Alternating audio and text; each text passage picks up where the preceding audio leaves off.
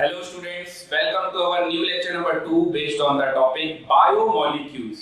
पिछले लेक्चर में जैसा कि हम लोगों ने साइक्लाइजेशन ऑफ ग्लूकोज पढ़ लिया था, कंप्लीट कर लिया था और चेयर फॉर्म ऑफ ग्लूकोज भी कंप्लीट कर लिया था और आज के अपने लेक्चर में हम लोग को स्टार्ट करना है साइक्लिक स्ट्रक्चर ऑफ फ्रुक्टोज यानी कि Haworth projection of fructose. Okay, तो चलिए हेडिंग डाल देंगे cyclisation of fructose, cyclic structure of fructose. तो पहले ओपेन चेन तो बना लें, तो ओपेन चेन में कैसे बनेगा फ्रुक्टोज, चलिए देखते हैं। ये CH2OH ऐसे बनाया, फिर C डबल बॉन्ड, इसमें कीटोनिक फंक्शनल ग्रुप होता है, इसमें कीटोनिक फंक्शनल ग्रुप 1 2 3 4 ओके 5 और ये CH2OH। तो ये टोटल 6 कार्बन है, 1 2 3 4 5 एंड 6। तो कीटोनिक फंक्शनल ग्रुप है और इसका पायरानोज स्ट्रक्चर बनाना है। यहां पर भी थर्ड में लेफ्ट OH, H राइट और बाकी सब में HOH, वो H लेफ्ट में OH राइट। ओके, इसका मुझे बनाना है साइक्लिक फॉर्म। तो साइक्लिक फॉर्म में कैसे बनाना है, तो अब देखिए फिर से वही चीज, लास्ट काइरल सेंटर कहां पर है, तो काइरल सेंटर कहां पर है, यहां तो नहीं है, यहां पर भी नहीं है, ये मिला काइरल सेंटर एक, ये मिला दूसरा और ये मिला तीसरा, है ना। इसको तो बोलोगे नहीं HH, तो ये काइरल सेंटर यानी इस वाले OH का ये OH ग्रुप किस पे जाएगा, कार्बोनिल कार्बन पे। इस कार्बन को क्या बोलोगे आप, एनोमेरिक कार्बन, एनोमेरिक कार्बन, यही है ना एनोमेरिक कार्बन, क्योंकि इसी पे अटैक होगा और इस पे जब अटैक होगा तो कैसे अटैक होने वाला है, ये वाला ग्रुप, ये वाला ग्रुप यहां से टूटेगा तो ये वाला O अपना ऑक्सीजन, अपना लोन पेयर इलेक्ट्रॉन इस पर अटैक करेगा, यही करेगा ना। तो चलिए देखते हैं जल्दी से बनाते हैं इसको भी। तो ये हो गया CH2OH C,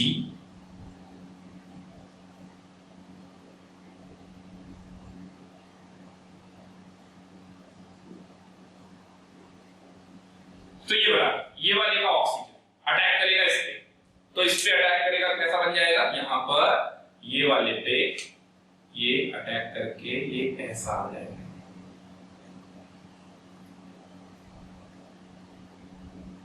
है ना। ये वाला O इससे लग जाएगा और इधर वाले में क्या लग जाएगा साथ में, OH, और इसकी तो वैलेंसी सेटिस्फाइड है ही। तो इसको बस साइक्लिक फॉर्म में दिखा देना है अपने को, हावर्थ प्रोजेक्शन कैसे बनाएंगे, है ना। तो अब हावर्थ प्रोजेक्शन की तरफ चलते हैं, इसको इरेज कर देता हूं, इधर से हटा देता हूं।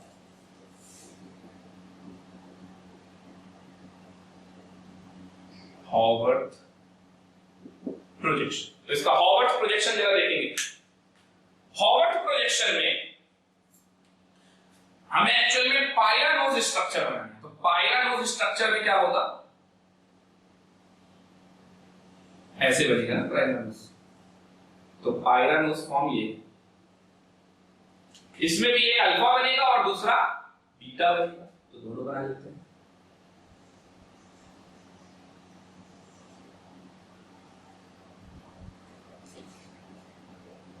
तो ज्यादा क्रिएटेड हो गए।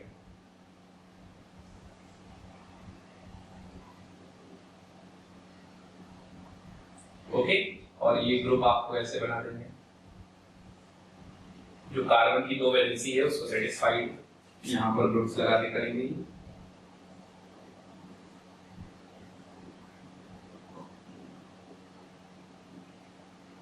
अब इतना तो आप लोग खुद ही समझ लो, कार्बन से जुड़ा हुआ है, मेरे समझाने की क्या जरूरत है।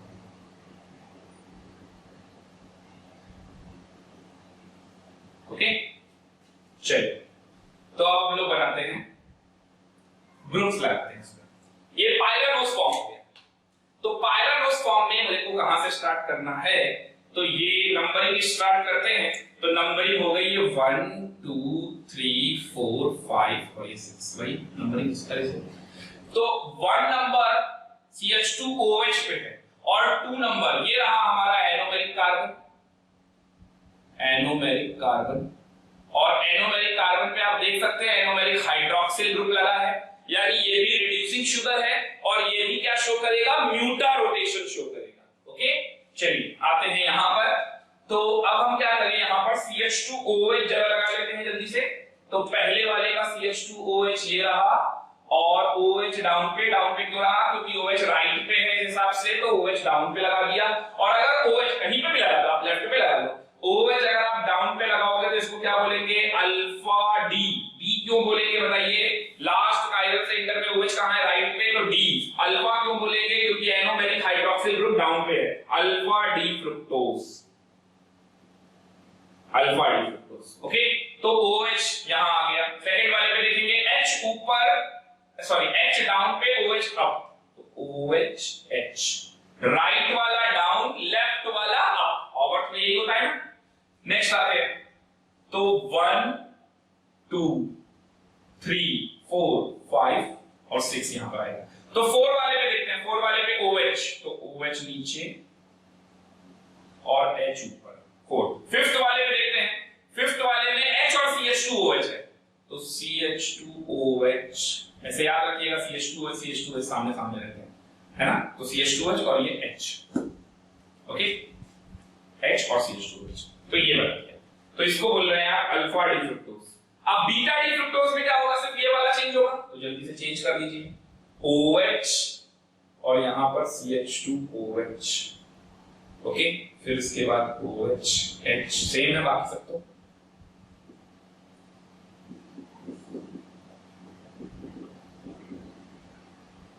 One two three four, 1 2 sorry 2 3 4 5 5 और ये 6। कार्बन का ध्यान रखिएगा,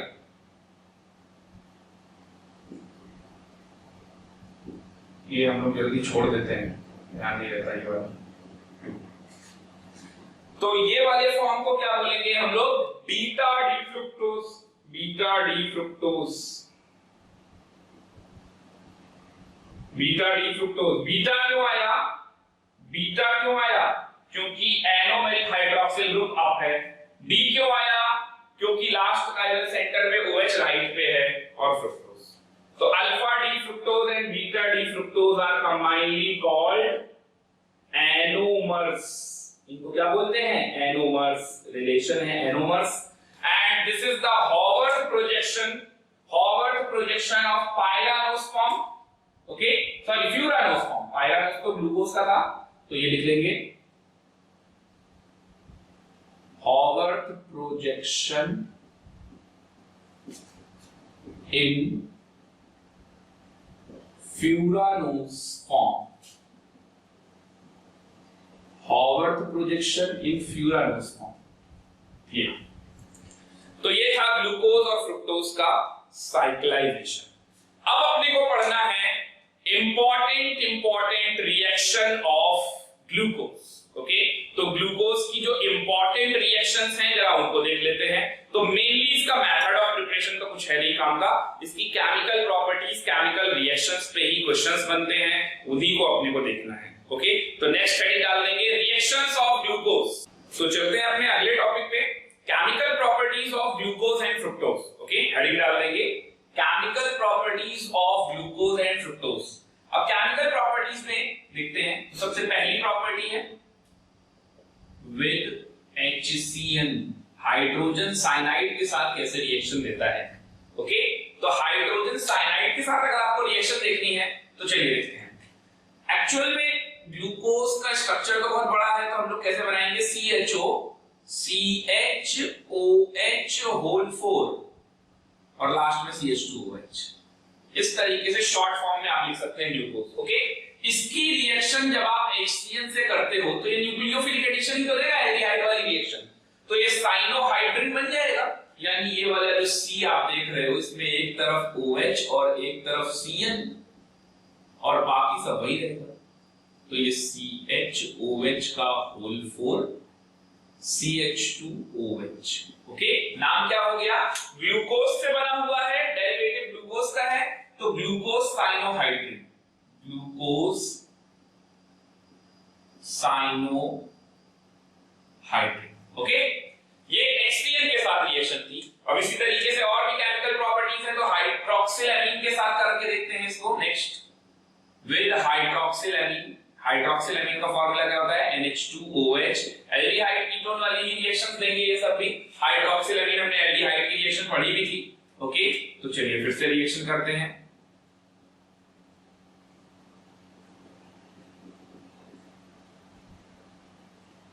तो ग्लूकोज की रिएक्शन हमने कराई हाइड्रोक्सिल अमीन से।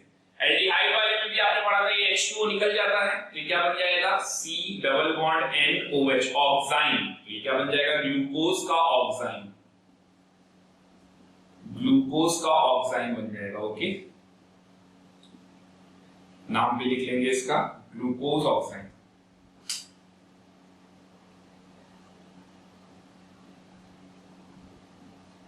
ऑक्साइन फंक्शनल ग्रुप इसकी वजह से होता है, C डबल बॉन्ड NOH, इसकी वजह से ऑक्साइन फंक्शनल ग्रुप होता है। ओके, नेक्स्ट आते हैं third number, catalytic reduction.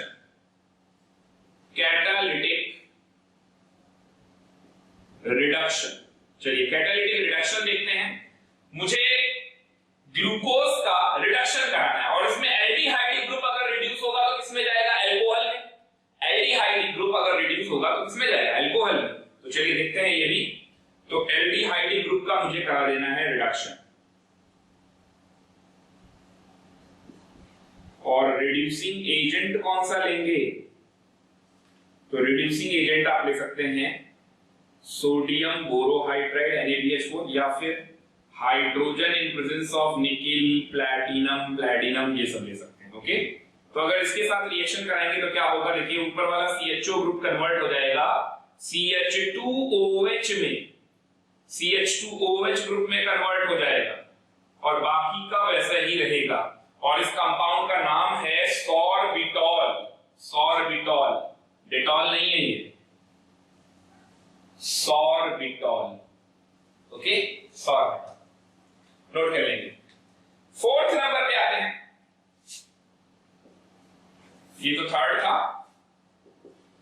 Fourth, अब रिडक्शन करा दिया है तो जरा ऑक्सीडेशन भी करा लेते हैं। तो नेक्स्ट हेडिंग डाल देंगे, नेक्स्ट है ऑक्सीडेशन। ऑक्सीडेशन भी देखते हैं जरा कैसा होता है।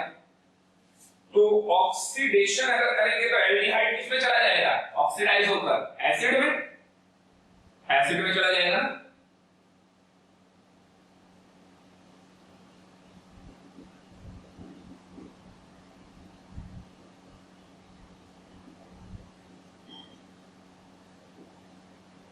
दो तरीके से ऑक्सीडेशन पॉसिबल है। देखिए, अगर इसकी रिएक्शन मैं ब्रोमीन वाटर से करा दूं, Br2 plus water, bromine water, तो क्या होगा, ये सिर्फ ऊपर वाला ही ऑक्सीडाइज होगा।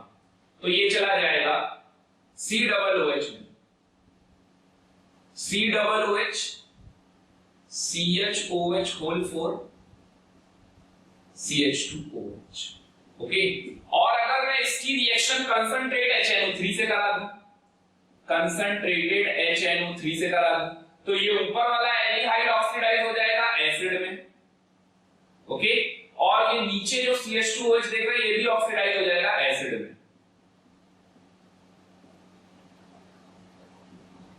COOH, तब ये बन जाएगा।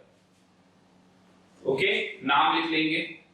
ग्लूकोज का हमने ऑक्सीडेशन किया ब्रोमीन वाटर से तो बन गया ग्लूकोनिक एसिड। ग्लूकोनिक एसिड, हम लोगों ने एल्डिहाइड कीटोन के टेस्ट पढ़े थे, तो उसमें एल्डिहाइड में आया था glucose and fructose give positive test with Tollens reagent Fehling solution. तो ग्लूकोज ऑक्सीडाइज होकर क्या बनाता है, ग्लूकोनिक एसिड।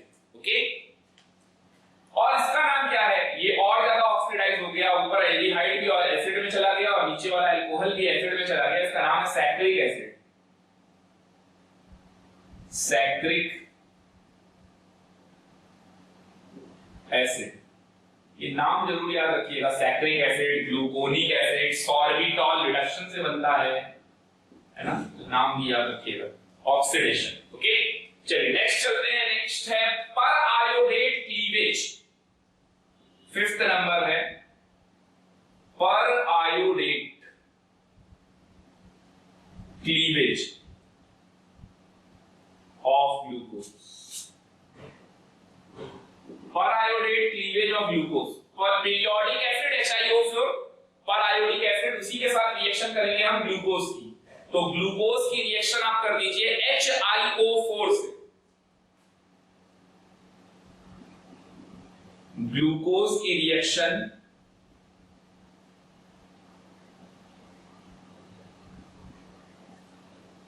करेंगे HiO4 से, तो क्या बनेगा? अगर मैं ग्लूकोज की रिएक्शन पीरियोडिक एसिड पर आयोडेट क्लीवेज कराऊंगा तो ये मुझे देगा फॉर्मिक एसिड,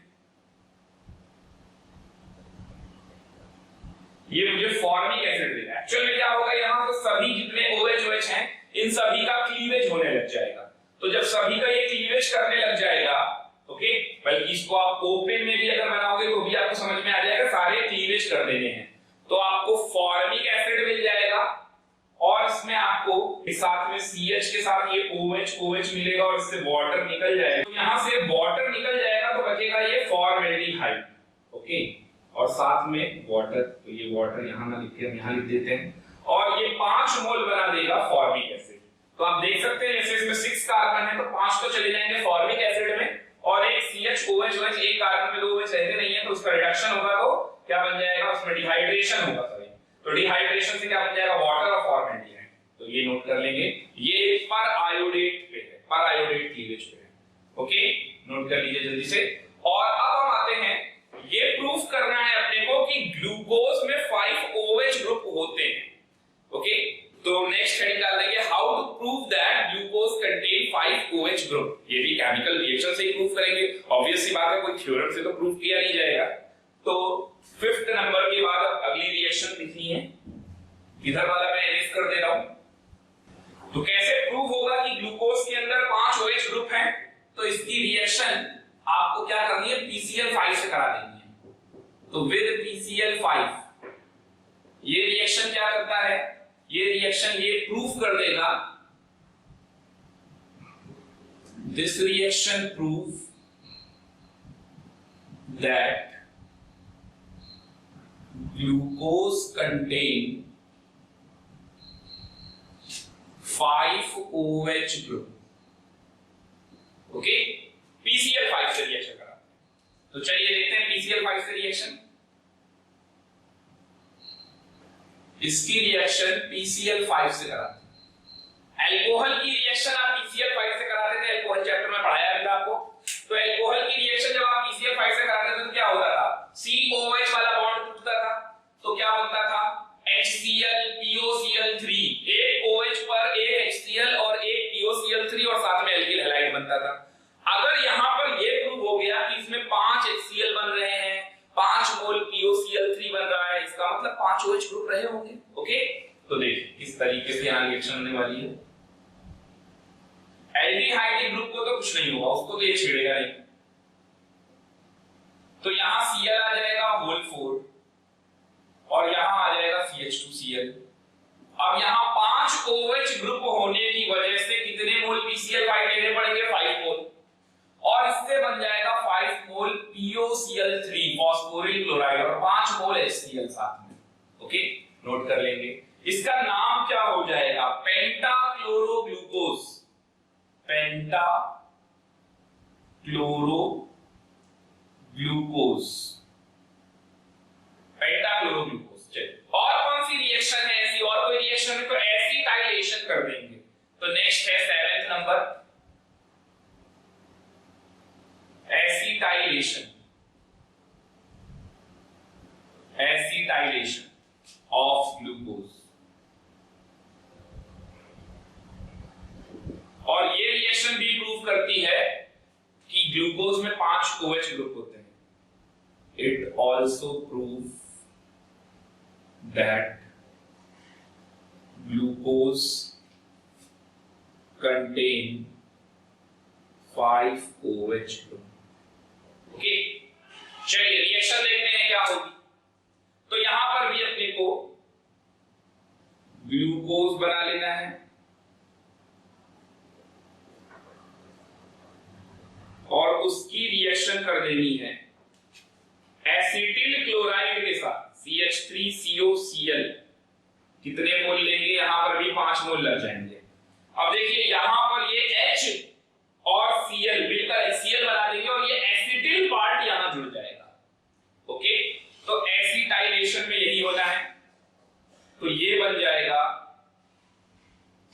यहां पर आप एसिटाइल पार्ट जोड़ देंगे, H ही निकलेगा तो OCOCH3 होल 4, यहां पर CH2OCOCH3। ओके, और साथ में बन जाएगा 5 मोल HCl, तो साथ में 5 मोल HCl, उसको मैं यहां लिख दे रहा हूं -5HCl, 5 मोल लिया। इसका नाम क्या हो जाएगा, इसका नाम था पेंटाक्लोरोग्लूकोज, इसका नाम हो जाएगा पेंटा एसिटिल, इस पार्ट को क्या बोलेंगे आप, एसिटिल, तो पेंटा acetyl glucose, penta acetyl glucose.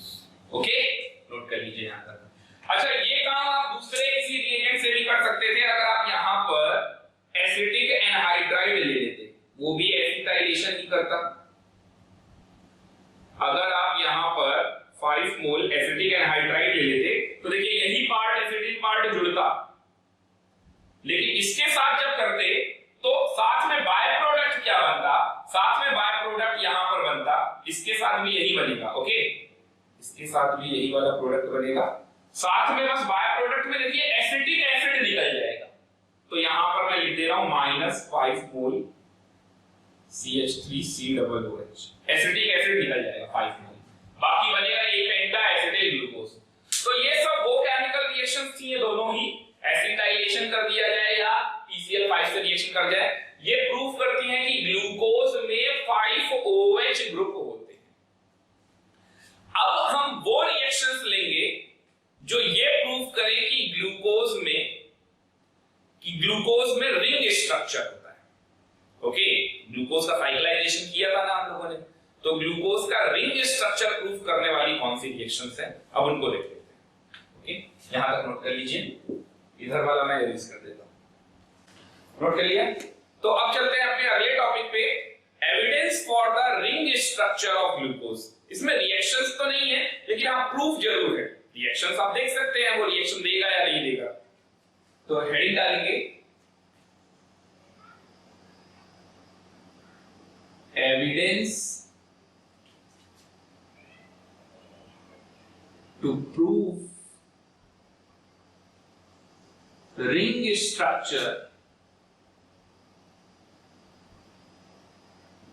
structure of glucose,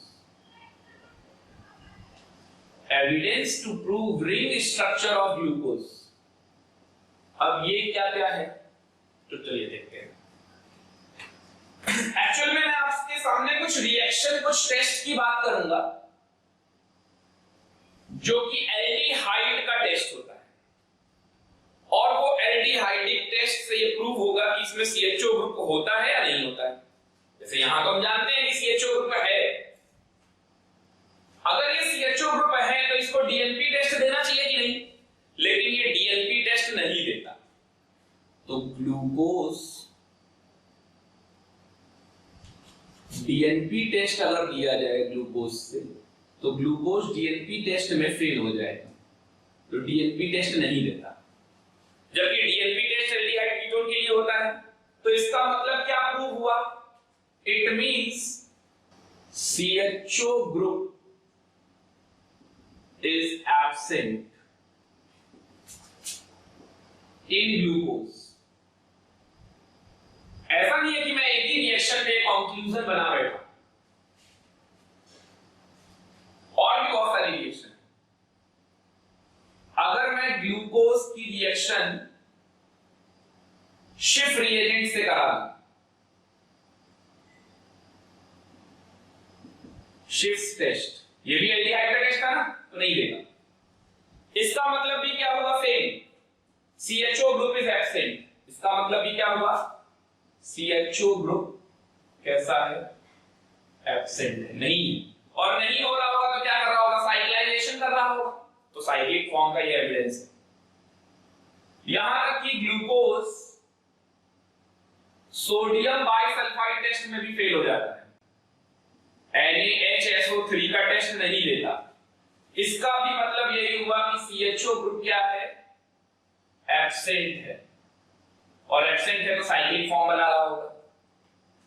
और अब जो लास्ट रिएक्शन बनाने जा रहा हूं वो भी बहुत इंपॉर्टेंट है। देखिए अभी आपने ये ग्लूकोज पेंटाएसिटेट बनाया ना, पेंटाएसिटिल ग्लूकोज, ये पेंटाएसिटिल ग्लूकोज की रिएक्शन अगर आप हाइड्रोक्सिल एमीन के साथ कर दोगे तो जो पहले रिएक्शन पढ़ाई थी हाइड्रोक्सिल एमीन तो एल्डिहाइड ग्रुप के साथ रिएक्शन करता था कि नहीं, तो ये वाला ग्रुप एल्डिहाइडिक है लेकिन ये रिएक्शन नहीं देगा, इसका मतलब ये भी रिंग स्ट्रक्चर में बनेगा। तो अगर मैं पेंटाएसिटिल ग्लूकोज ये जो है फॉर्म, ओके, ये जो हमने बनाया है ये रिंग स्ट्रक्चर में चला जाता है।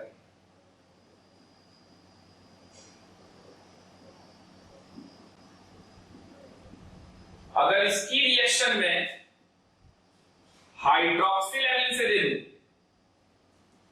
तो ये ऑक्साइन नहीं बनाएगा, ऑक्साइन नहीं बनाएगा।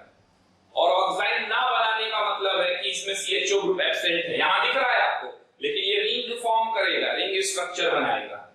ओके, तो it will form ring, it will form cyclic structure, इसीलिए ये ऑक्साइन नहीं देता। तो ये सभी एविडेंस हो गए ये प्रूफ करने के लिए कि ग्लूकोज में एल्डिहाइडिक फंक्शनल ग्रुप उस टाइम पे नहीं है। एल्डिहाइडिक फंक्शनल ग्रुप नहीं होता क्योंकि वो रिंग स्ट्रक्चर फॉर्म कर रहा था। ओके, नोट कर लेना। इसके बाद अपने को सीखना है ग्लाइकोसिडिक लिंकेज क्या होता है, तो नेक्स्ट हेडिंग डाल देंगे ग्लाइकोसिडिक लिंकेज। ग्लाइकोसिडिक लिंकेज, और एक रिएक्शन और इंपॉर्टेंट छूट गई विद फेनिल हाइड्राजीन, तो वो इंपॉर्टेंट रिएक्शन है उसको भी नोट कर लीजिए। ओके, 7 तक रिएक्शन हो गई थी तो अपने को 8th नंबर की रिएक्शन पढ़नी है with phenyl hydrazine. Most important reaction है विद फेनिल हाइड्राजीन। चलिए देखते हैं विद फेनिल हाइड्राजीन क्या होता है। तो अगर आप फेनिल हाइड्राजीन के साथ रिएक्शन कराएंगे ग्लूकोज की, तो देखिए पहले तो आप ग्लूकोज का स्ट्रक्चर बना लीजिए और अब की बार एक OH अलग कर दीजिएगा और फिर ये बनाइएगा होल थ्राइस, क्योंकि इस पार्ट पे भी रिएक्शन होगी।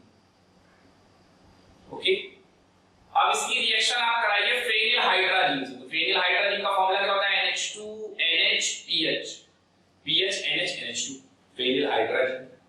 फेनिल हाइड्राजीन से जब आप इसकी रिएक्शन कराएंगे तो देखिए होगा क्या, यहां पर नाइट्रोजन के पास लोन पेयर है तो ये वाला यूज करेंगे, है तो इसके पास भी, लेकिन ये बेंजीन रिंग के साथ रेजोनेंस कर रहा होगा तो ये lone pair electron carbonyl carbon पर अटैक होगा और ये वाला इधर आएगा multiple bond to N atom. Okay, तो देखिए क्या बन गया यहां से, अगर आप ऐसा करेंगे तो ये क्या बन जाएगा, तो ये बन जाएगा HCO पे आ जाएगा माइनस और यहां से जुड़ जाएगा NH2 NH PH और ये N पे आ जाएगा प्लस, और इसके बाद तो ये वही रहेगा CHOH whole thrice CH2OH। Okay, sorry एक CHOH और बनाना था CHOH और फिर यहां पर CHOH होल थ्राइस और फिर नीचे CH2OH, ये बन जाएगा। अब आप देख सकते हैं बहुत ही अनस्टेबल है, हाईली अनस्टेबल है। तुरंत क्या होगा, यहां से हाइड्रोजन निकलेगा और वो हाइड्रोजन इसको मिल जाएगा तो ये नाइट्रोजन कैसा हो जाएगा, न्यूट्रल हो जाएगा और यहां पर आ जाएगा H। ओके, यहां तक समझ में आया? अब क्या होने वाला है, अब यहां पर डिहाइड्रेशन होने वाला है। डिहाइड्रेशन कैसे होगा, एक्चुअल में ये OH और ये एसिडिक हाइड्रोजन नाइट्रोजन से जुड़ा, ये वाटर निकाल देंगे तो ये बन जाएगा C डबल बॉन्ड N, है ना, NH3CH5, तो ये आ गया CH double bond N NH3H और यहां COH, ये बन गया। ओके, तो ये हो गया ग्लूकोज फेनिल हाइड्राजोन, इसका नाम है ग्लूकोज। ऐसे ही तो होता था, ये पूरा 2H निकाल देते थे, डबल बॉन्ड एन जोड़ देते थे, ग्लूकोज फेनिल हाइड्राजोन, हाइड्राजोन। चलिए आगे देखते हैं अब क्या होने वाला है। अब इसकी रिएक्शन अपने को फिर से 1 मोल फेनिल हाइड्राजीन ले लेना है, तो PHNH फिर से 1 मोल फेनिल हाइड्राजीन ले लेंगे। ओके, अब फिर से 1 मोल जब हम फेनिल हाइड्राजीन लेंगे तो अब क्या होगा। अब यहां पर देखिए, यहां पर ये वाला जो हाइड्रोजन आप देख रहे हैं ये एसिडिक हाइड्रोजन है, और ये वाला हाइड्रोजन निकल जाएगा। अब की बार ये वाला हाइड्रोजन निकल जाएगा, और ये वाला हाइड्रोजन निकल जाएगा तो ये किसको मिल जाएगा, ये इसको मिल जाएगा, और ये एनिलीन बना के भाग जाएगा। ओके, और यहां पर तो ये वाला हाइड्रोजन निकालेंगे, और ये वाला हाइड्रोजन निकाल कर तो PHNH, बल्कि ये पूरा ही जा सकता है, इतने को ही तो निकालेंगे, ये एनिलीन बन जाएगा ना पूरा पूरा। PHNH ग्रुप है, PHNH, और इसको अगर H मिल जाएगा तो क्या बना देगा, ये PHNH2 यानी कि एनिलीन बना देगा। और यहां पर अपने को फिर चाहिए होगा रिडक्शन के लिए, तो ये CH डबल बॉन्ड NH।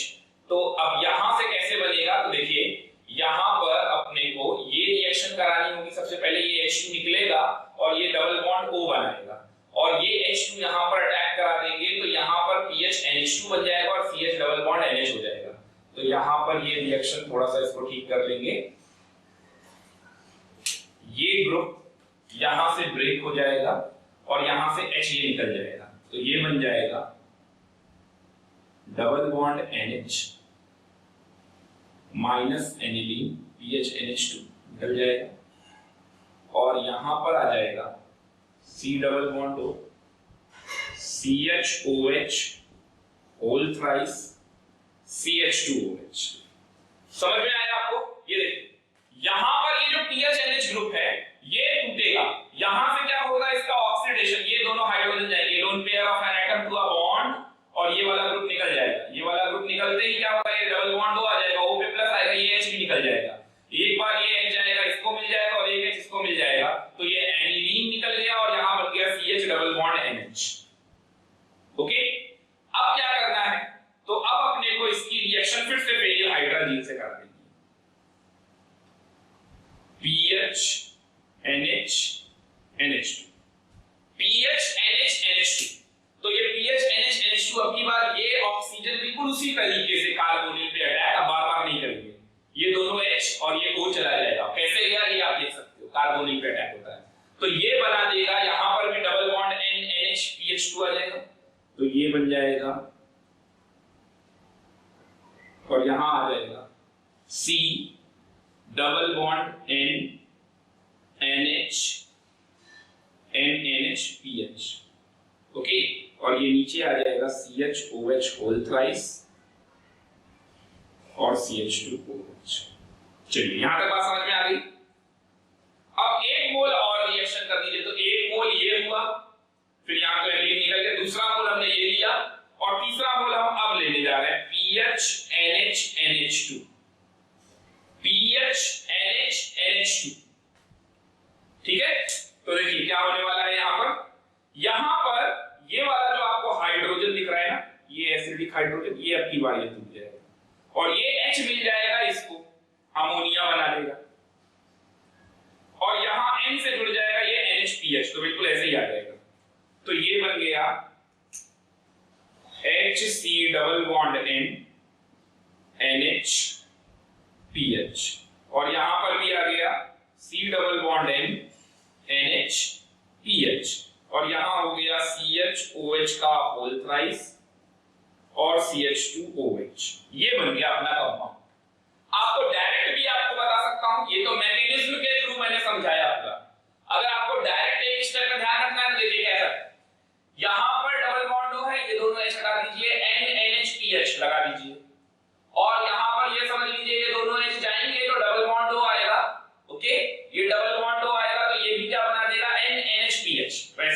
इस कंपाउंड का नाम है ओसाजोन। ओसाजोन वैसे पूरा नाम है ग्लूकोसाजोन, ग्लूकोसाजोन, और इसका निकनेम है ओसाजोन। तो इसका दूसरा नाम भी लिख लेंगे आप, यहां लिख देता हूं मैं इसका दूसरा नाम ओसाजोन। ओसाजोन निकनेम है, पूरा नाम है ग्लूकोसाजोन, है ना। इनके भी निकनेम होते हैं।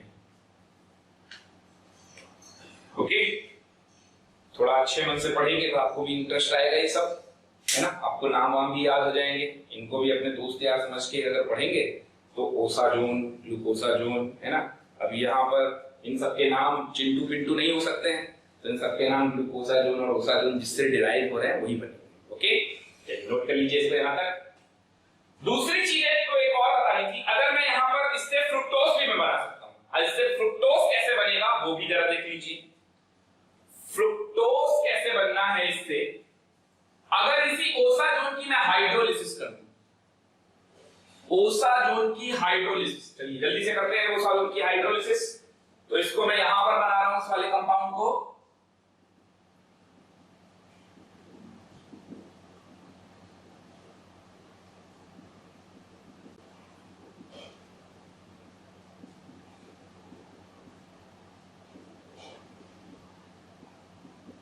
ये है हमारा ओसाजोन। अगर मैं इसकी हाइड्रोलिसिस कर दूं एसिडिक मीडियम में, तो हाइड्रोलिसिस करने पर क्या होगा, चलिए देखते हैं। हाइड्रोलिसिस करने पर ये बन जाएगा PHNH, फेनिल हाइड्राजीन, यहां से भी टूट जाएगा। तो ये आ जाएगा यहां पर ये बन जाएगा CH double bond O, C double bond O, CHOH whole thrice, और ये नीचे आ जाएगा CH2OH। ओके, यहां तक समझ में आया। अब कीटोनिक तो दिख रहा है, अब क्या करना है, इसका कैटालिटिक रिडक्शन कर दीजिए, और अब की बार बड़ा सोच समझ के रिड्यूसिंग एजेंट लेना है, तो zinc in presence of acetic acid ले लीजिए, क्योंकि ये ग्रुप क्या करेगा, ओनली रिड्यूस करेगा एल्डिहाइड को, कीटोन को नहीं छेड़ेगा।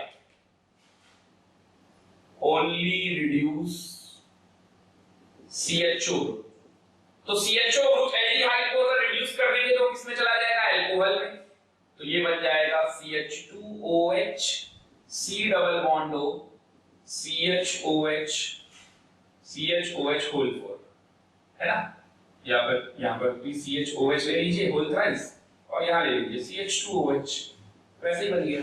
इसको क्या बोलेंगे आप, फ्रुक्टोज। तो ग्लूकोज से गए ओसाजोन, और ओसाजोन से चले गए फ्रुक्टोज, कन्वर्जन में काम आ सकता है, इंपॉर्टेंट है रिएक्शन। और फ्रुक्टोज भी क्या करता है, फेनिल हाइड्राजीन के साथ पॉजिटिव टेस्ट देता है।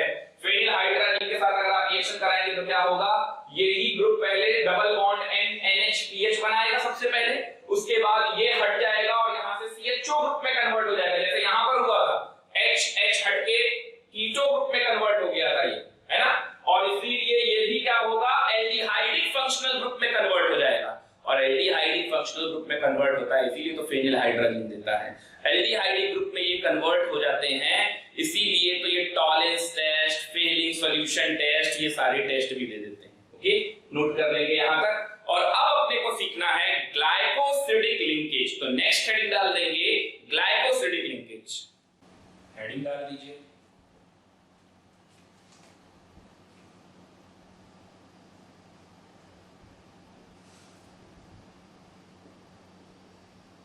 लिंकेज बोलो या बॉन्ड बोलो, एक ही चीज होता है।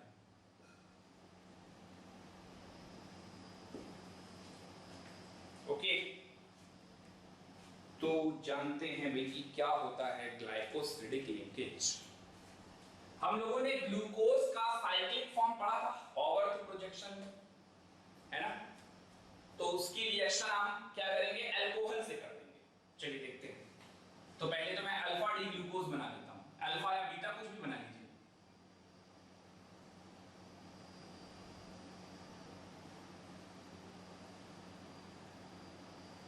अल्फा और बीटा में डिफरेंस क्या होता है, सिर्फ एनोमेरिक कार्बन पे हाइड्रोक्सिल ग्रुप की पोजीशन का चेंज होता है।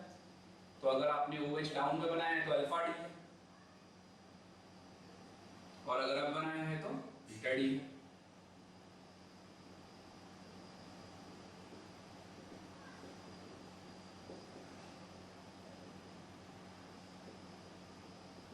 ये है, ये क्या है हमारा alpha D glucose.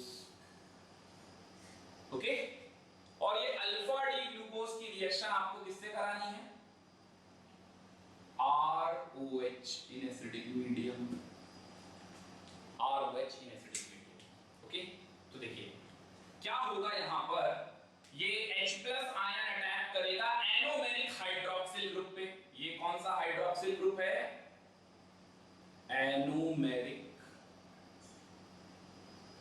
Hydroxyl group.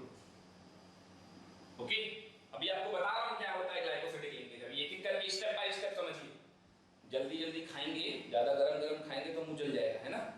तो ये OH और H इस पे अटैक करेगा H+ आयन, तो वाटर निकल जाएगा। जब ये वाटर निकल जाएगा तो यहां क्या जुड़ जाएगा?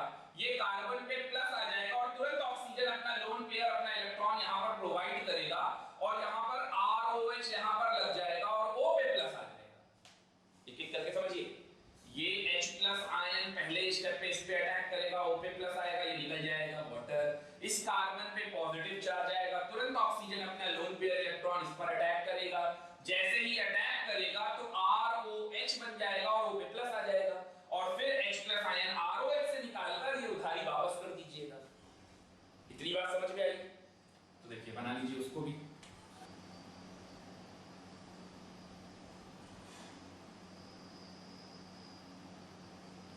इधर तो सारे ग्रुप सेम है, जो भी चेंज हुआ है, पंगा जो हुआ है वो कहां पर हुआ है? एनोमेरिक हाइड्रोक्सिल ग्रुप पर ही हुआ है ना। इसको थोड़ा सा और लंबा निकाल देता हूं, यहाँ H और ये OH, ये सब तो सेम है, इनमें तो कोई चेंज ही नहीं हुआ। ये ऊपर H और ये नीचे क्या आ गया? O, R, और यहाँ H था तो इस पे प्लस था, यही बता रहा था। जब यहाँ पॉजिटिव आ जाएगा तो ये अटैक कर जाएगा और बाद में ये निकल जाएगा यहाँ से। तो मैं इतना लंबा चौड़ा फिर से नहीं बनाने जा रहा हूँ। ओके, तो यहाँ से H निकल जाएगा और ये क्या दे देगा? H+ आयन को। अब देखिए यहाँ पर आपके पास ये O के साथ क्या आ चुका है? अब R आ चुका है, OR। क्या अब यहाँ पर एनोमेरिक हाइड्रोक्सिल ग्रुप प्रेजेंट है? तो अब यहां पर एनोमेरिक हाइड्रोक्सिल ग्रुप नहीं प्रेजेंट है, एनोमेरिक हाइड्रोक्सिल ग्रुप एब्सेंट हो गया।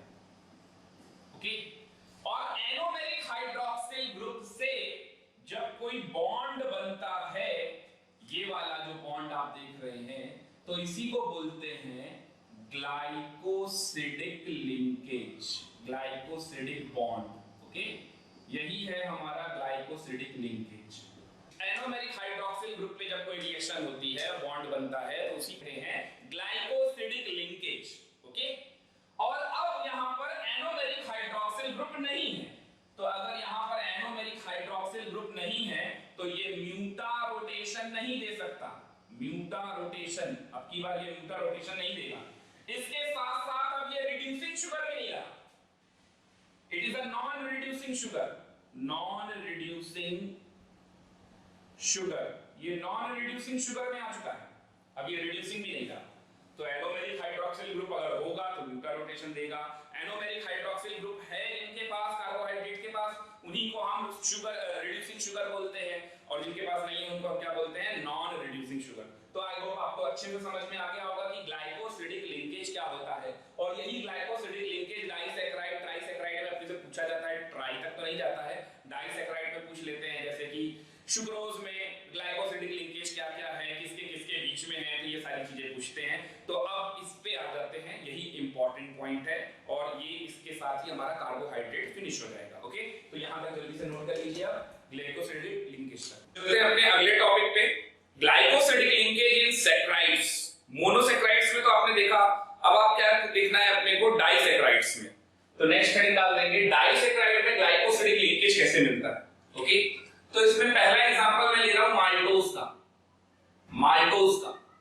अगर मैं माल्टोज की हाइड्रोलिसिस कराऊं एसिडिक मीडियम में, तो माल्टोज की हाइड्रोलिसिस कराने पर मुझे क्या मिलेगा? तो माल्टोज की हाइड्रोलिसिस कराने पर मुझे मिलेगा अल्फा डी ग्लूकोज C6H12O6, है ना, अल्फा डी ग्लूकोज और बीटा डी ग्लूकोज भी मिल सकता है। तो अल्फा डी ग्लूकोज और बीटा डी ग्लूकोज भी बन सकता है। तो माल्टोज किससे मिलकर बना है? अल्फा डी ग्लूकोज के साथ आप अल्फा डी ग्लूकोज ही जोड़ दो या बीटा डी ग्लूकोज जोड़ दो, दोनों से ही आपको माल्टोज मिल जाएगा। अब अल्फा डी ग्लूकोज का स्ट्रक्चर जरा बनाइए। तो अल्फा डी ग्लूकोज कैसा बनेगा? अल्फा डी ग्लूकोज HOH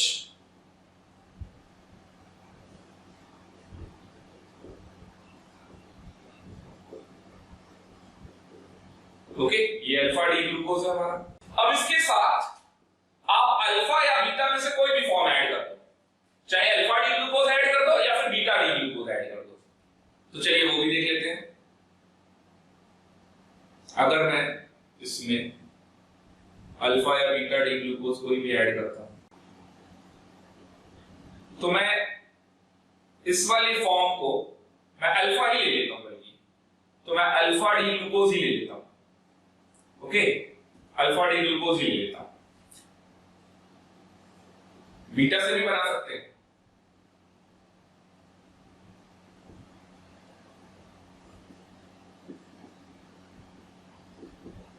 चलिए अब नंबरिंग कर दीजिए जल्दी से। ये भी मैंने अल्फा डी ही ले लिया, अल्फा डी ग्लूकोज, और यहां पर मैं बीटा डी ग्लूकोज भी ले सकता था, बट ये बीटा डी नहीं है, ध्यान रहे आप।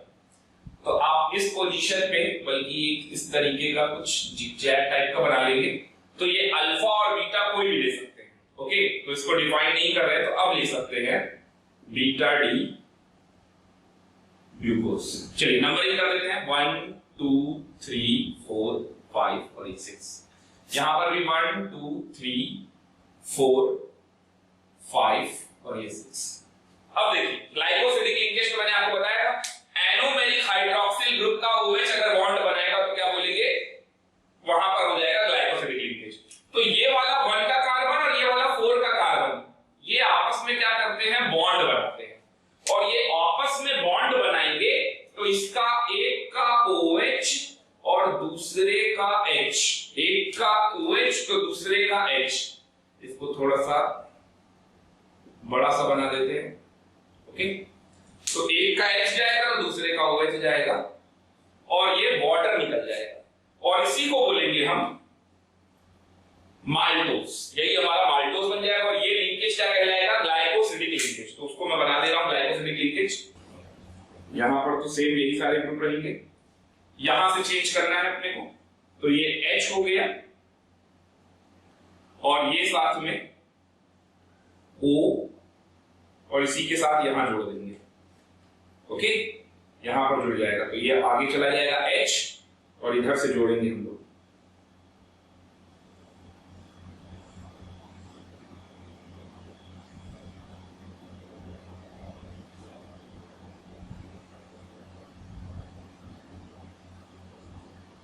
ये कोई भी हो सकता है, अल्फा बीटा, इसलिए ऐसे ले रहे हैं। ओके, और इसके साथ साथ अब ये ग्रुप्स जोड़ देंगे।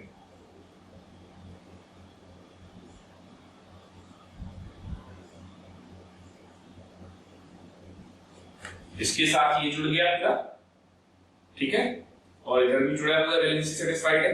ये HOH OH H HOH और ये CH2OH H, ये है ग्लाइकोसिडिक लिंकेज, इस वाले को बोलते हैं। ये है हमारा glycosidic linkage. Okay, glycosidic linkage. और इसका नाम क्या हो जाएगा, तो ऐसे कंपाउंड्स का नाम कैसे लिखते हैं, देखिए ये पहला वाला आपका ग्लूकोज का अल्फा डी ग्लूकोज है। ओके, ग्लूकोज का अल्फा डी ग्लूकोज है और ये कैसा है, पाइरानोज स्ट्रक्चर। ओके, तो इसका नाम हो जाएगा अल्फा डी ग्लूकोपाइरानोज। पायरानोसिल लिख लेते हैं, अल्फा डी ग्लूको पायरानोसिल। पहले वाले के लिए OYL पायरानोसिल,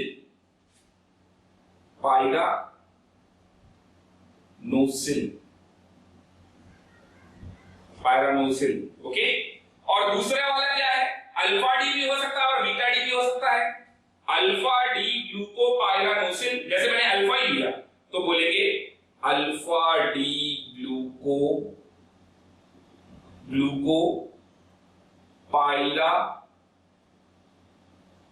पायरानोसाइड, या बीटा लेते तो क्या बोलते हैं, बीटा डी ग्लूको पायरानोसाइड। तो इसका नाम हो गया अल्फा डी ग्लूको पायरानोसिल, अल्फा डी ग्लूको पायरानोसाइड, ये इसका नाम। ओके, ये माल्टोज ही है। नेक्स्ट देखते हैं इसी तरीके से सुक्रोज, डाइसैकेराइड का एक और इंपॉर्टेंट एग्जांपल है सुक्रोज। तो सेकंड वाला है सुक्रोज। ओके, अगर मैं सुक्रोज का फॉर्मूला क्या होता है, C12H22O11, और यही माल्टोज का भी फॉर्मूला C12H22O11। आप देख सकते हैं इसमें से C12H22O11 मिलेगा। आप खुद ही सोचो ना, C6H12O6, C6H12O6। अब ये C6H12O6 से अगर वाटर निकालोगे तो यही तो बचेगा, और उसमें आप वाटर ऐड करोगे तो ये बन जाएगा C6H12O6। तो सुक्रोज C12H22O11 इसकी हाइड्रोलिसिस करेंगे, फिर से एसिडिक मीडियम में इसकी हाइड्रोलिसिस करेंगे तो ये क्या देगा, ये देगा C6H12O6 प्लस C6H12O6। एक को बोलेंगे आप अल्फा डी ग्लूकोज और दूसरे को बोलेंगे आप बीटा डी फ्रुक्टोज। तो आपको समझ में आ गया दो मोनोसेकेराइड यूनिट कौन सी जनरेट करता है, ये अल्फा डी ग्लूकोज और बीटा डी फ्रुक्टोज से मिलकर बनता है सुक्रोज, और अल्फा डी ग्लूकोज और दूसरा अल्फा या बीटा डी ग्लूकोज से मिलकर बनता है माल्टोज। ओके, चलिए अल्फा डी ग्लूकोज का स्ट्रक्चर बनाइए और बीटा डी फ्रुक्टोज का स्ट्रक्चर बनाइए। अल्फा डी ग्लूकोज और साथ में क्या बनाना है, बीटा डी फ्रुक्टोज। तो बीटा डी फ्रुक्टोज कैसा बनता है, फ्यूरानोज स्ट्रक्चर बनता है ना, तो वैसे ही बनाना है।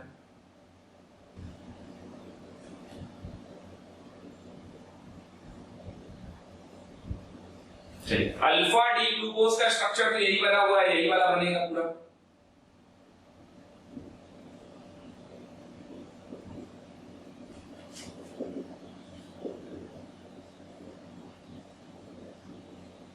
ठीक है, ये हो गया अल्फा डी ग्लूकोज। अब बनाएंगे बीटा डी फ्रुक्टोज। तो अल्फा डी फ्रुक्टोज में CH2OH आमने सामने होते थे, याद है।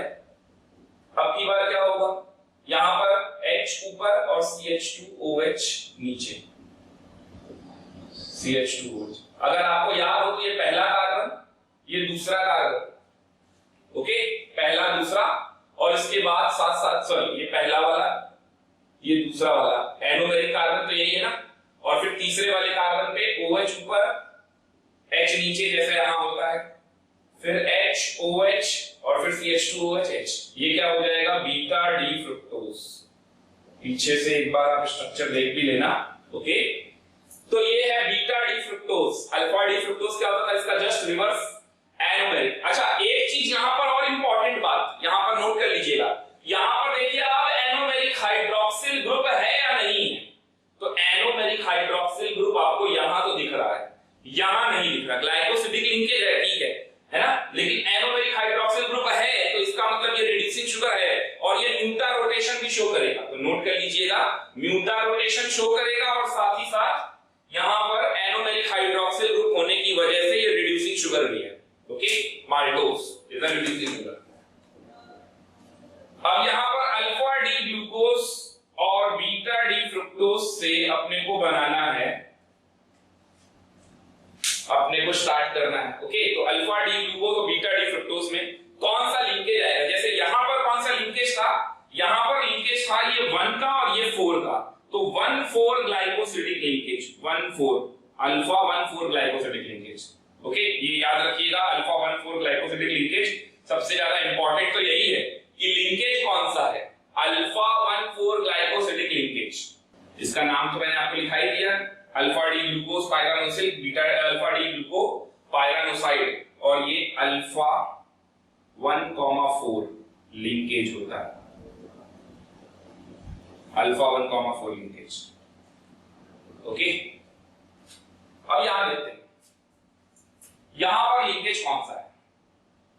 तो देखिए ये 1 2 3 4 5 और 6, इसका 1 का OH, और यहां पर अगर आप देखोगे तो नंबरिंग करो 1 2 3 4 5 और 6। ओके, तो इसके 2 का एक यहां से OH और यहां से H, ये जाएगा, यहां से OH और यहां से H, ये जाएगा। तो ये कौन सा लिंकेज आ जाएगा? 1-2 लिंकेज आ जाएगा। ये कौन सा लिंकेज होगा? 1-2। तो चलिए बनाते हैं, इससे मिलकर क्या बनने वाला है। तो अगर 1-2 लिंकेज बनेगा तो ये कैसा दिखेगा अपने को, चलिए बनाते हैं।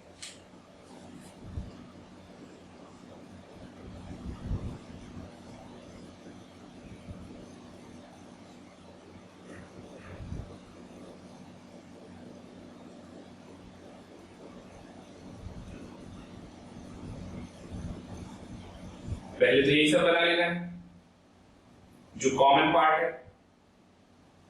थोड़ा सा एक बार अगर आप प्रैक्टिस कर लोगे सही से तो आपको ये सब सरदर्द नहीं लगेगा, बड़े आराम से बनता जाएगा। बस आपने सही से स्ट्रक्चर पढ़े हो जो पीछे लेक्चर में मैंने पढ़ाए हैं, है ना। लेक्चर नंबर 1 में जो पढ़ाया था बस वो अच्छे से पढ़ा होना चाहिए। यहां तक देख लिया। अब देखिए इसके बाद क्या करना है, इस वाला H, ये वाला H तो ये रहा ऊपर, और इसके साथ ये OH, और ये टूट जाएगा तो ये OC2H5 ये जुड़ जाएगा। तो OC2H5 से जोड़ दीजिए। तो OC2H5 से कैसे जोड़ेंगे आप देखिए,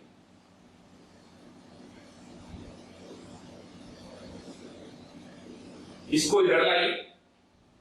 ओके, ये H यहां पर है और यहां पे आपको रखना है OC2H5 और ये लिख दीजिएगा। इसको थोड़ा और नीचे कर लेते हैं।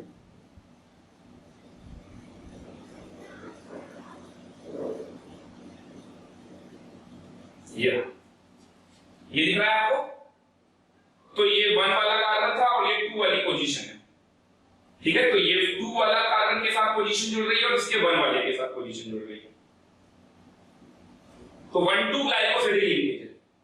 ये कौन सा लिंकेज है? अल्फा बीटा में 1-2 ग्लाइकोसिडिक लिंकेज है। ओके, ये लिख भी देता हूं मैं, 1-2 ग्लाइकोसिडिक लिंकेज,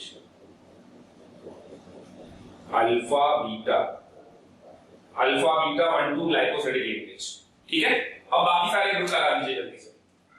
तो ये वाले से आपने 2 गिना तो 3 पे OH, फिर 4 पे HOH, फिर इसके ऊपर 5 पे, तो ऊपर है CH2OH और इधर है H। तो ये हो गया 5, ये हो गया 6, ये H ग्रुप। अब इसका नाम कैसे बोलेंगे? ये अल्फा फॉर्म है और ये वाली बीटा फॉर्म है, तो इसका नाम हो जाएगा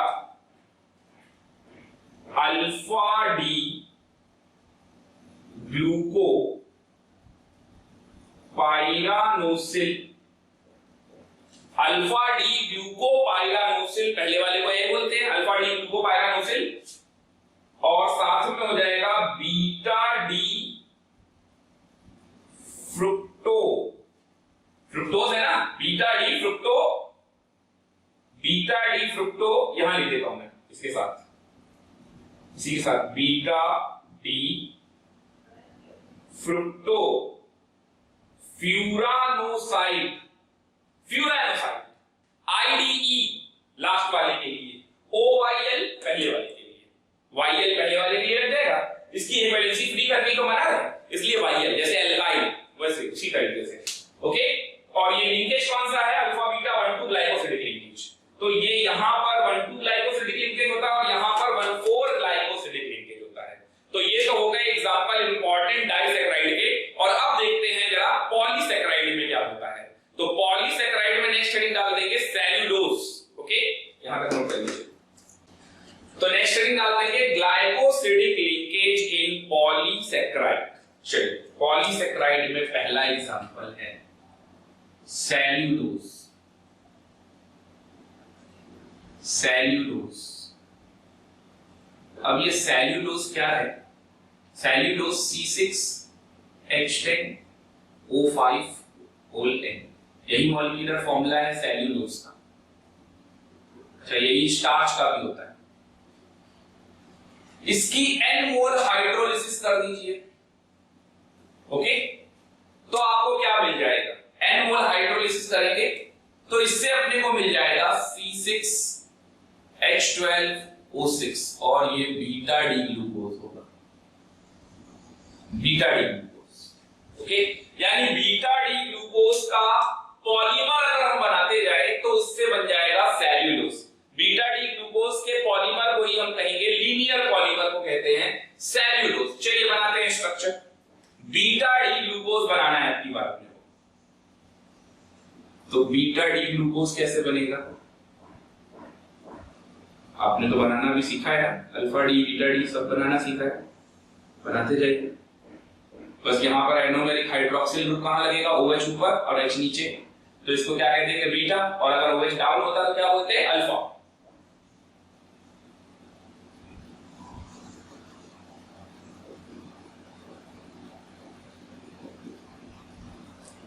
तो CH2OH और यहां पर H।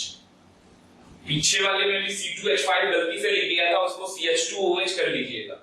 ओके, C2H5 को गलती से लिख दिया इथाइल, वो CH2OH ही होगा। C2H5 कैसे हो सकता है? तो ये हो गया हमारा बीटा डी ग्लूकोज। और फिर से एक बीटा डी ग्लूकोज ले आते हैं।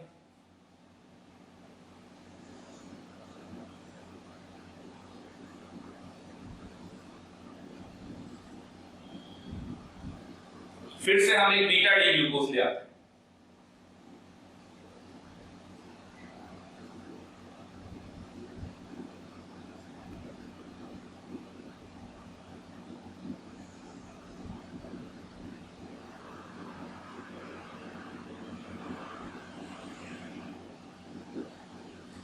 ओके, तो ये हो गया हमारा बीटा डी ग्लूकोज। अब इन दोनों का आपको लिंकेज बनाना है, तो जरा देखिए, नंबरिंग करिए इसमें 1 2 3 4 5 6 ऐसे यहां पर। ओके, तो ग्लूकोज सेल्यूलोज में बीटा डी ग्लूकोज और बीटा डी ग्लूकोज में 1,4 लिंकेज होगा। तो 1,4 लिंकेज कैसे निकालेंगे आप? एक का तो देखिए OH निकालेंगे, और अगर एक का OH निकालेंगे तो दूसरे का H निकालेंगे। तो दूसरे का H इस OH को ऐसे जरा बना लीजिए। ओके, अब ये वाला ग्रुप जाएगा ऐसा, और ये इन दोनों के बीच में ऑक्सीजन के थ्रू लिंकेज आ जाएगा और ये पॉलीमर बनता जाएगा। इसका मतलब जैसे ये 1,4 लगा तो फिर इसके बाद यहां से इसका 1 ये भी चला जाएगा, फिर लीनियर पॉलीमर हुआ ना, तो ये भी गया। और इस 4 वाले का OH, तो जैसे इसका 1 गया तो इसका 4 गया, फिर इसका 1 जाएगा तो उसके बगल में 4 आएगा, इधर से 1 का H जा रहा है तो ये 4 जा रहा है, तो ये चलता जाएगा इस तरीके से। और इस तरीके से क्या बनेगा? तो देखिए, आप ज्वाइन करिए इसको जरा। अब दिखाई दे रहा होगा, पहले वो लाइट हो गया था थोड़ा। ये बॉन्ड बना लीजिएगा।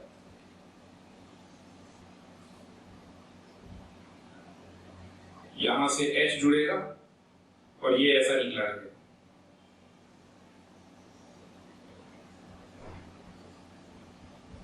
और इधर वाले में क्या हो जाएगा? यहां नीचे तो H लगा है और ऊपर ये ऐसे O, इस तरीके से, और इस O से आप ज्वाइन कर देंगे इस वाले को। तो इतनी जगह नहीं है, तो मैं क्या करता हूं, यहां पर ये O ऐसे बना देता हूं। ओके, और इस वाले से फिर ज्वाइन कर देता हूँ। तो इस वाले से ज्वाइन कैसे होगा देखिए, आप देखते जाइए ध्यान से, सब कुछ ज्वाइन हो जाएगा।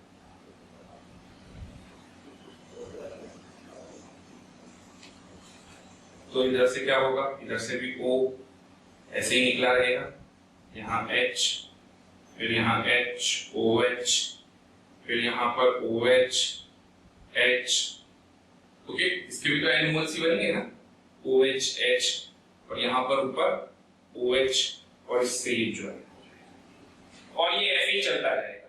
तो इसके लिए हम ऐसे बना लेते हैं, होल N, ओके। ये स्टेप ग्रोथ पॉलीमर हुआ कि नहीं हुआ? पॉलीमर के हिसाब से अगर बात करें तो स्टेप ग्रोथ पॉलीमर हुआ, तो ये बन जाएगा, ओके। और ये कौन सा लिंकेज है? 1,4, तो आप लिख लेंगे यहां पर beta 1,4 glycosidic linkage, beta 1,4 glycosidic linkage, okay. Beta 1,4 glycosidic linkage, इसी को ग्लाइकोसिडिक लिंकेज बोल रहे हैं, इसी के लिए हम ग्लाइकोसिडिक लिंकेज बोल रहे हैं, ओके। तो ये ध्यान रखिएगा, बीटा 1,4 ग्लाइकोसिडिक लिंकेज। अच्छा, इसका नाम क्या होगा? तो आप देख ही सकते हैं कि इस तरीके से हमने ये सेल्यूलोज बनाया है, और इसमें कई सारी यूनिट्स हैं, दो यूनिट नहीं है, तो इसको सेल्यूलोज ही बोलेंगे, सेल्यूलोज ही बोलेंगे। इंपॉर्टेंट पॉइंट क्या है वो ये है, देखिए इस वाले कार्बन को जरा मार्क कीजिए, ये एनोमेरिक कार्बन था, इधर भी एनोमेरिक कार्बन को जरा मार्क कीजिए, ये वाला एनोमेरिक कार्बन था। अब जरा ये सेल्यूलोज में ढूंढिए कहां गया, तो ये है एनोमेरिक कार्बन, और एनोमेरिक कार्बन दूसरा कहां है, ये है, दिख रहा है। तो क्या आपके पास एनोमेरिक हाइड्रोक्सिल ग्रुप है? नहीं। क्या यहां से आपको एनोमेरिक हाइड्रोक्सिल ग्रुप दिख रहा है? नहीं। तो आपके पास एनोमेरिक हाइड्रोक्सिल ग्रुप नहीं है, ये इंपॉर्टेंट पॉइंट है। और अगर नहीं होगा तो ये क्या कहलाएगा? Non reducing sugar, and it can not show mutarotation. तो ये इंपॉर्टेंट पॉइंट है, तो लिख लेंगे non reducing sugar, non reducing sugar, और can not show mutarotation, mutarotation, okay. Mutarotation नहीं शो करेगा due to absence of anomeric hydroxyl group, hydroxyl group, anomeric hydroxyl group ना होने की वजह से ये म्यूटा रोटेशन भी नहीं शो कर पाएगा, और ये कैसा है? Non reducing sugar. इससे पहले वाला जो मैंने आपको डाइसैकराइड के एग्जांपल में सुक्रोज बताया था, वो भी नॉन रिड्यूसिंग शुगर था, क्योंकि अगर उसमें भी आप ध्यान से देखोगे तो आपके पास एनोमेरिक हाइड्रोक्सिल ग्रुप नहीं होगा, तो उसमें भी लिख लीजिएगा non reducing sugar can not show mutarotation due to the absence of anomeric hydroxyl group, okay. यहां तक नोट कर लीजिए सेल्यूलोज। नेक्स्ट आते हैं हम स्टार्च पे, सेकंड नंबर है स्टार्च। चलिए देखिए स्टार्च क्या होता है, ये भी एक कॉम्प्लेक्स पॉलीमर है। तो it is a complex polymer, और इसके अंदर दो यूनिट होती है। दो यूनिट कौन कौन सी होती हैं? एक तो होता है एमाइलोज, और दूसरा होता है एमाइलोपेक्टिन, ओके। तो स्टार्च के अंदर बेसिकली दो यूनिट हैं, एक होता है एमाइलोज और दूसरा होता है एमाइलोपेक्टिन, और इसके मिक्सचर से बनता है स्टार्च। तो 20% एमाइलोज और 80% एमाइलोपेक्टिन, इसको मिलाकर बनता है स्टार्च। 20% एमाइलोज और 80% एमाइलोपेक्टिन। अब एमाइलोज में क्या होता है? एमाइलोज में अल्फा डी ग्लूकोज का 1,4 लिंकेज होता है, तो ये भी लिख लेंगे, इंपॉर्टेंट है। It is a linear polymer of alpha D glucose. यहां पर अल्फा 1,4 ग्लाइकोसिडिक लिंकेज होता है, अल्फा 1,4 ग्लाइकोसिडिक लिंकेज। ओके, और एमाइलोपेक्टिन में क्या होता है? एमाइलोपेक्टिन में अल्फा 1,4 ग्लाइकोसिडिक लिंकेज होता है, इसके साथ साथ अल्फा 1,6 भी होता है, alpha 1,6 glycosidic linkage, glycosidic linkage. Okay, ये स्टार्च पे टेस्ट देता है, स्टार्च जो है वो आयोडीन पे टेस्ट देगा। तो अगर मैं स्टार्च प्लस I2 मिलाता हूं तो ब्लू कलर आता है, स्टार्च और आयोडीन से मुझे ब्लू कलर मिलता है। ओके, और अगर मैं इस स्टार्च के अंदर एमाइलोज और एमाइलोपेक्टिन की बात करूं तो क्या होगा? तो इसमें एमाइलोज तो आयोडीन के साथ ब्लू कलर देगा। ओके, और एमाइलोपेक्टिन आयोडीन के साथ वॉयलेट कलर देगा, वॉयलेट कलर देगा, और ओवरऑल ये ब्लू देगा, ओवरऑल ब्लू देगा। ओके, और एक बात और इंपॉर्टेंट है, तो एमाइलोज इनसॉल्यूबल इन वाटर होता है, जबकि amylopectin soluble in water, soluble in water. Okay, ये तो टेस्ट है विद आयोडीन, यहां से नीचे तो टेस्ट है विद आयोडीन, यहां तक आपको ध्यान रखना है। और ये कैसा है? नॉन रिड्यूसिंग शुगर, तो ये भी मोस्ट इंपॉर्टेंट पॉइंट है। पूरा स्टार्च कैसा होता है? Non reducing sugar. अब नॉन रिड्यूसिंग शुगर है तो क्यों होगा? क्योंकि इसके पास एनोमेरिक हाइड्रोक्सिल ग्रुप नहीं होगा। ओके, और ये म्यूटा रोटेशन नहीं शो करेगा, does not show mutarotation, mutarotation due to same reason, due to absence of anomeric hydroxyl group, anomeric OH group, anomeric hydroxyl group, सही से लिख लीजिए, anomeric hydroxyl group. Anomeric hydroxyl group ना होने की वजह से ये भी म्यूटा रोटेशन नहीं शो कर पाएगा और ये नॉन रिड्यूसिंग शुगर है। ओके, तो ये था हमारा डाइसैकेराइड और पॉलीसैकेराइड का ग्लाइकोसिडिक लिंकेज, यहां तक नोट कर लें। तो चलते हैं अपने अगले टॉपिक पे, और अब अपने को पढ़ना है ग्लूकोज और फ्रुक्टोज के बीच में डिस्टिंग्विश। ओके, तो हेडिंग डाल देंगे distinguish between glucose and fructose, distinguish between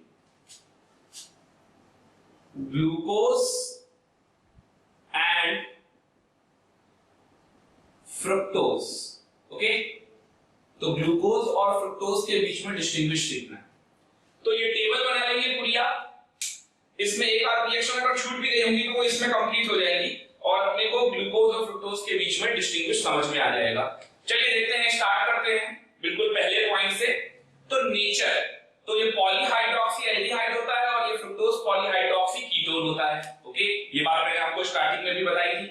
optical activity dextrorotatory glucose होता है और लीवोरोटेटरी होता है फ्रुक्टोज।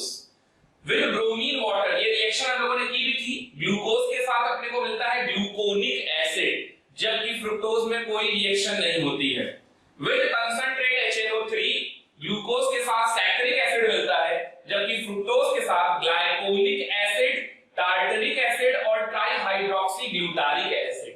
ये नोट कर लीजिएगा पॉइंट। रिडक्शन, रिडक्शन से हमें ग्लूकोज में सॉर्बिटॉल मिलता है, जबकि फ्रुक्टोज में सॉर्बिटॉल और मैनिटॉल मिलता है। विद कैल्शियम हाइड्रोक्साइड, अगर हम कैल्शियम हाइड्रोक्साइड के साथ ग्लूकोज की रिएक्शन कराएंगे तो मिलेगा कैल्शियम ग्लूकोसेट, कैल्शियम ग्लूकोसेट। ओके, और ये पानी में घुल जाता है, सॉल्युबल होता है। और जबकि यहां पर कैल्शियम फ्रुक्टोसेट मिलेगा जो कि इनसॉल्युबल इन वाटर नेक्स्ट पे आते हैं मॉलिश टेस्ट क्या होता है। तो मॉलिश टेस्ट में एक्चुअल में अल्फा नेप्थॉल कंसंट्रेट H2SO4 और यही ग्लूकोज सॉल्यूशन यूज करते हैं, तो वॉयलेट रिंग टेस्ट ट्यूब में बन जाती है, और ऐसा ग्लूकोज में भी होता है और फ्रुक्टोज में भी होता है, नोट कर लीजिएगा। फेलिक सॉल्यूशन, तो फेलिक सॉल्यूशन के साथ रेड पीपीटी देते हैं, ग्लूकोज फ्रुक्टोज दोनों ही पॉजिटिव टेस्ट देते हैं।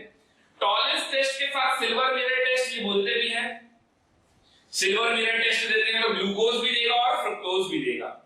अगला टेस्ट है सेलिमेनॉस टेस्ट, तो ये क्या है, रिसोर्सिनॉल और डाइल्यूट HCl मिक्स करते हैं, तो ग्लूकोज तो कोई भी रिएक्शन नहीं देता, लेकिन फ्रुक्टोज रेड या ब्राउन कलर का पीपीटी देता है, प्रेसिपिटेट। ओके, नेक्स्ट है पिनॉस टेस्ट, तो इसमें freshly prepared solution of ammonium मॉलिब्डेट plus few drop of acetic acid मिलाते हैं, तो अगर ये ग्लूकोज के साथ मिलाएंगे तो लाइट ब्लू कलर आएगा, और अगर हम फ्रुक्टोज के साथ मिलाएंगे तो ब्लूइश ग्रीन कलर मिलेगा ऑन हीटिंग।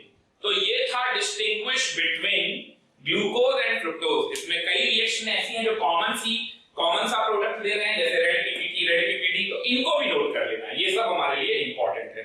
तो ये अपना कंप्लीट कार्बोहाइड्रेट फिनिश हो गया, और अब हम चलते हैं अमीनो एसिड्स पे। अमीनो एसिड्स में आइसोइलेक्ट्रिक पॉइंट और ज्विटर आयन फॉर्मेशन, ये मैंने आपको एमाइन पढ़ाते हुए ही बता दिया था, पूरा कंप्लीट कर दिया था, तो इसके लिए आप उसी से फिर से रिवाइज कर लीजिएगा। ओके, और अमीनो एसिड का क्लासिफिकेशन हम देख लेते हैं। अमीनो एसिड में सिर्फ आइसोइलेक्ट्रिक पॉइंट इंपॉर्टेंट है, ज्विटर आयन इंपॉर्टेंट है, और essential and non essential amino acids important है। ओके, तो ये एक चार्ट बना लेंगे, इसी तरीके से क्लासिफिकेशन बनाया है मैंने फिर से। तो क्लासिफिकेशन ऑफ अमीनो एसिड, तो अमीनो एसिड का क्लासिफिकेशन किन किन बेसिस पे कर सकते हैं। तो पहला है on the basis of occurrence. Occurrence के बेसिस पे अमीनो एसिड दो टाइप के होते हैं, कौन कौन से, तो चलिए उनको भी देख लेते हैं। अकरेंस के बेसिस पे अमीनो एसिड दो टाइप के होते हैं, एक होता है नेचुरल और दूसरा होता है सिंथेटिक। एक नेचुरल होता है और दूसरा synthetic. Okay, on the basis of requirement, requirement के बेसिस पे हम अमीनो एसिड को कैटेगराइज कर सकते हैं तीन पार्ट में, कौन कौन से, essential, essential, non essential, non essential और सेमी एसेंशियल। तो ये तीन कैटेगरी बन गई, essential, non essential and semi essential, on the basis of requirement. और नेचर के बेसिस पे अमीनो एसिड कितने टाइप के होते हैं, तो मैंने आपको बताया था किसी भी अमीनो एसिड को जब हम सॉल्यूशन में डिसॉल्व करते हैं तो या तो उसका एसिडिक नेचर होता है, या तो बेसिक नेचर होता है, या तो न्यूट्रल होता है। न्यूट्रल वाले को ही ज्विटर आयन बोला करते थे, याद होना चाहिए आपको, अमीन में पढ़ाया भी था। तो ये नेचर क्या क्या हो सकता है, एसिडिक, नेचर बेसिक हो सकता है, और नेचर न्यूट्रल भी हो सकता है। तो यहां तक आप नोट कर लीजिए। और अब अपने को पढ़ने essential and non essential acids. तो एसेंशियल और नॉन एसेंशियल एसिड्स के नाम एनसीईआरटी में दिए हुए हैं, और उनके फंक्शनल ग्रुप्स, उनमें उन एसेंशियल और नॉन एसेंशियल एसिड्स में कौन सा फंक्शनल ग्रुप प्रेजेंट होता है। इसे क्वेश्चन आते भी हैं, एक क्वेश्चन आने का चांस है, तो ये आप जरूर लर्न कर लीजिएगा एनसीईआरटी से। अब जितना कुछ भी बचता है बायोमोलिक्यूल्स में वो सब प्योर लर्निंग वाला है, तो वो आप एनसीईआरटी से लर्न करेंगे। क्या क्या आपको पढ़ना है वो मैं इंपॉर्टेंट जरूर आपको बता देता हूं। एक तो आपको एसेंशियल और नॉन एसेंशियल एसिड्स पढ़ने हैं, अमीनो एसिड्स पढ़ने हैं। इसके बाद primary, secondary, tertiary and quaternary structure of protein, ये भी आपको एनसीईआरटी से देख लेना है। नीट वालों के लिए तो बहुत ही सिंपल है, उन्होंने बायो में भी पढ़ रखा है। जेई वालों को थोड़ा सा पेन लेना पड़ेगा, एनसीईआरटी से एक बार रीडिंग लगानी पड़ेगी। बहुत सिंपल है, आप रीडिंग करते जाएंगे तो सारी चीजें आपको समझ में आने लगेंगी। ओके, अब एसेंशियल, नॉन एसेंशियल एसिड हो गया, और प्रोटीन में प्राइमरी, सेकेंडरी, टर्शियरी, क्वाटरनरी। इसके बाद आ जाते हैं विटामिन पे। विटामिन तो आज की डेट में सभी को याद होते हैं, vitamin A, B, C, D. तो ए, बी, सी, डी, ई, के, इतने आपको याद रखने हैं। ए, बी, सी, डी, ई, के में क्या क्या याद रखना है, इनकी कमी से कौन सी डिजीज होती है, इनके सोर्सेस क्या होते हैं, और इनका केमिकल नेम क्या है। केमिकल नेम, जैसे विटामिन सी बहुत पूछा जाता है, विटामिन सी की कमी से क्या होता है, स्कर्वी होता है। ओके, तो ये आपको इस तरीके से टेबल बना लेनी है एनसीईआरटी में, बल्कि टेबल बनी भी होगी, नहीं बनी हो तो आप बना लीजिएगा अपने आप, है ना। तो एक केमिकल नेम एंड केमिकल फॉर्मूले का कॉलम हो जाएगा, एक सोर्सेस का कॉलम हो जाएगा, और एक हो जाएगा disease caused by it's deficiency. तो ये ध्यान रखना है। थोड़ा सा आप रीडिंग लगा लीजिएगा हार्मोन का भी, तो ये आपका चैप्टर पूरा का पूरा कंप्लीट हो जाएगा। तो इतनी ही चीजें आपको थोड़ी सी और पढ़नी है। मैंने जितना समझने वाला पोर्शन था वो सारा का सारा मैंने कंप्लीट करा दिया। मोस्ट इंपॉर्टेंट सेक्शन इसमें कार्बोहाइड्रेट ही है। इसके बाद एमिनो एसिड में आइसोइलेक्ट्रिक पॉइंट और ज्विटर आयन फॉर्मेशन में आपको एमीन में ही पढ़ा चुका हूं। अब आपको लर्निंग वाले पे फोकस करना है। तो essential and non essential acids, इसके साथ साथ विटामिन्स, और इसके साथ साथ आपको primary secondary tertiary quaternary structure of protein से पढ़ लेना है। एक बार रीडिंग लगा लेनी है। ओके, डीएनए और आरएनए में डिस्टिंग्विश, ये भी इंपॉर्टेंट है। डीएनए एंड आरएनए में डिस्टिंग्विश, जैसे डबल स्टैंडर्ड डीएनए जो होता है वो कैसा होता है, उसमें एडेनिन, ग्वानिन, थाइमिन और साइटोसिन होता है। इसी तरीके से आरएनए में क्या होता है, तो एडेनिन, ग्वानिन, थाइमिन नहीं होता, यूरैसिल होता है और साइटोसिन होता है। तो ये अमीनो एसिड्स होते हैं। ये आपको एक बार अच्छे से रीडिंग लगा लेनी है। ओके, तो इसी के साथ हमारा ये चैप्टर बायोमोलिक्यूल्स कंप्लीट होता है। आज के लिए इतना ही। Okay, thank you.